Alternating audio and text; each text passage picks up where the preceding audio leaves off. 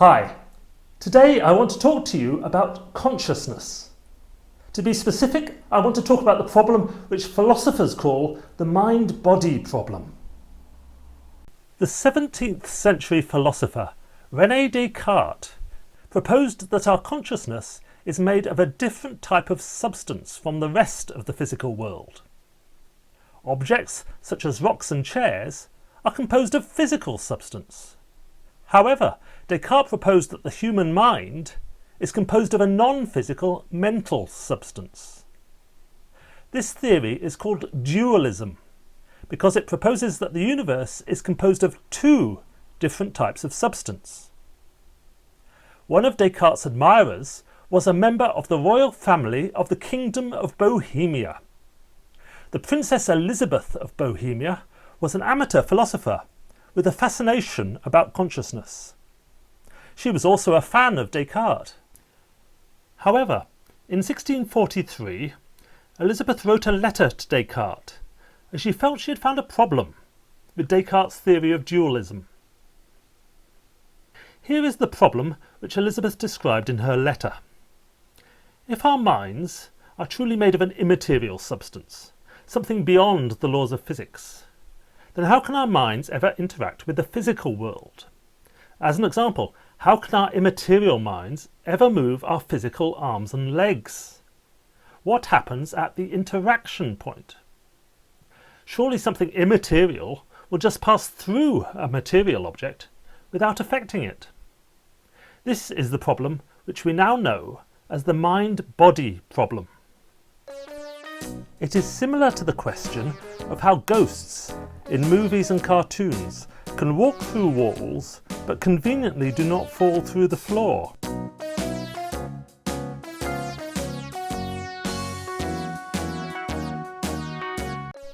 In this animated sequence, we see that the immaterial ghost is able to pass through the physical door without interacting with it, but the ghost is still able to move the physical lever with its hand. This is precisely the paradox of the mind-body problem. To find a scientific solution to the mind-body problem, I would suggest we need to look closely to see if we can find any scientific substance which possesses the necessary qualities to form our consciousness. And when we look closely, I think there is something which is a perfect fit, and that substance is information. We should not be surprised if we find information playing a central role in consciousness. After all, the brain is an information processor. That is what it does. That is all it does. So we should not be surprised if we find that consciousness emerges from the processing of information in the brain. Also, information is not tied to any particular physical substance. As an example, if I have information on a USB drive and I copy that information across onto a DVD, the information remains completely unchanged. It is as if information is strangely immaterial, independent of the physical world, just as Descartes suggested that our consciousness was independent of the physical world. So what exactly is information? It was the American mathematician Claude Shannon who, in 1948, created the modern scientific definition of information. Shannon was working in Bell Labs in New York at the time, which was the research department for the telecommunications company AT&T. AT&T was a telephone company. In 1948, more than 125 million conversations were passing across its network each day. But AT&T had a problem. It wanted to know how to charge its customers, and in order to do that, it needed to know just what exactly was being transmitted across its cables. Was it conversations or just electricity? As explained earlier, Claude Shannon was working for AT&T at that time, and so it was, in his landmark 1948 paper, that Shannon decided to tackle the problem. The approach which Shannon decided to use is revealed in the title of his paper, A Mathematical Theory of Communication. Shannon's theory of information was going to be a theory of numbers, and only numbers. The controversial and revolutionary implications of this approach are revealed further down the first page of Shannon's paper. As Shannon explains, telephone messages have a meaning. It is meaning which connects the message in some way to the physical world. But because Shannon was only going to be working with numbers, Shannon was going to be eliminating all meaning from the messages. As Shannon goes on to say in the same paragraph, he considered the meaning of a message to be irrelevant to the engineering problem. As an example, when you make a telephone call, that call will have a meaning. It might be about your holiday, or your work, or the latest football result. But Shannon was not interested in the meaning of the telephone conversation. Shannon converted the conversation into a series of numbers, binary numbers, whose digits could be only 0 or 1. It was these binary digits, or bits for short, which could be used to represent the amount of information in the message. So Claude Shannon had solved the problem. Shannon had created a scientific definition for information and had shown how information could be measured. AT&T therefore knew how to charge its customers. They should charge their customers for the amount of information they received. And that was simply the number of bits that AT&T would have to transmit down its cables. So Claude Shannon had solved the problem, but that success came at a price. As has just been explained, the only way that Shannon could define information mathematically was to completely divorce information from its meaning. That was great for AT&T. After all, AT&T just wanted to know how many bits of information it would have to transmit. AT&T had no interest in the meaning of those conversations. But if we want to solve the mind-body problem, we have to do precisely the opposite of what Shannon did. We have to reconnect information with meaning. In that way, we can connect immaterial information with meaning about the physical world. We can connect mind and matter. And the way we can do that is by interpretation of the information. To understand the importance of interpretation of information, imagine you are a customer of AT&T. You have a mobile phone, a cell phone, on AT&T's network, and you want to download the latest Hollywood movie. AT&T send you the data file for the movie, which, like all digital information, would be a long string of bits, zeros and ones. But customers are not interested in buying zeros and ones. No, customers want information which will keep them entertained or informed. And in order to do that, the information must be correctly interpreted. So to interpret the information correctly, you open the data file in the correct movie application. You can then watch your movie. Hi, here I am.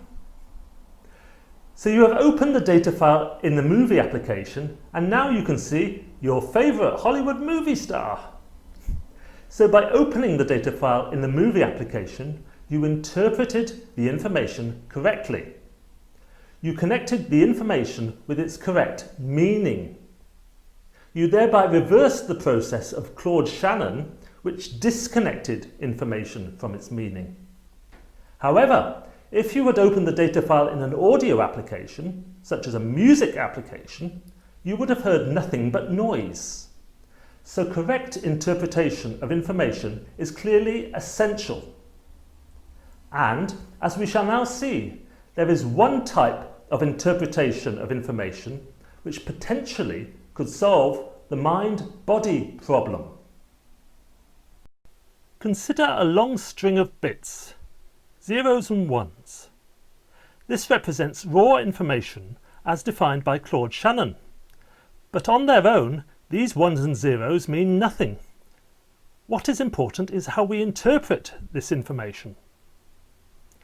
As one example, we might split the string into groups of 8 bits. We can then interpret those groups of bits as binary numbers. We can then interpret those numbers as representing characters, letters. Those letters can then form words. Those words can then form sentences. And those sentences can form a sequence of instructions, a computer program. So raw information can be interpreted as a computer program. And, crucially, when information is interpreted in that way by a computer, then that computer then has the power to affect the physical world. These techniques are called physical computing. The clue is in the name. Physical computing has the power to connect the physical world with the world of information processing, computing. These techniques are very popular at the moment with home hobbyists, such as myself, who use it to build electronic projects.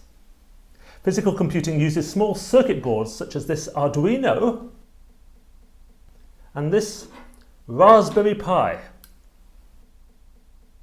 Considering the Arduino, it has a chip on it, which is called a microcontroller.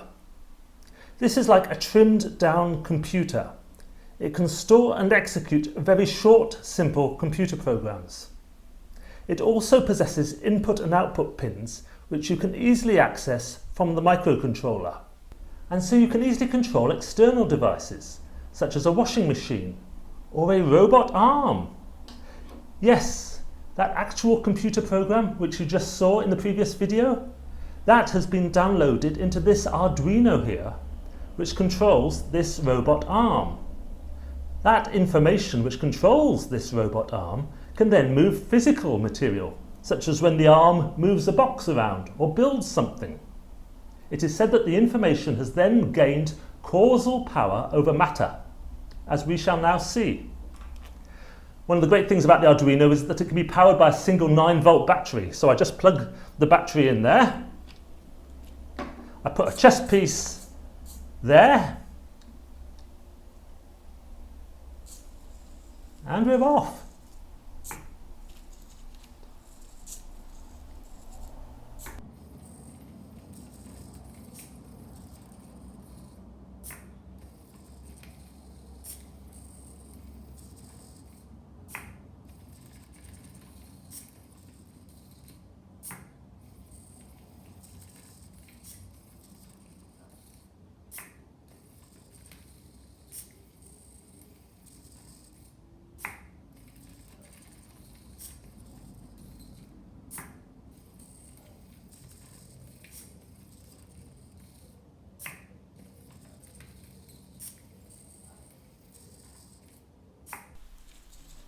And this, I would suggest, represents a potential solution to the mind-body problem.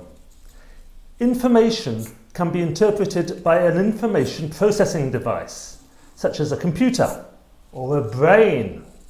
And information which can be interpreted as a sequence of instructions can then affect the physical world.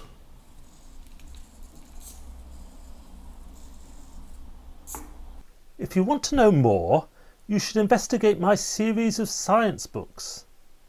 My Hidden in Plain Sight series includes 3 books on consciousness.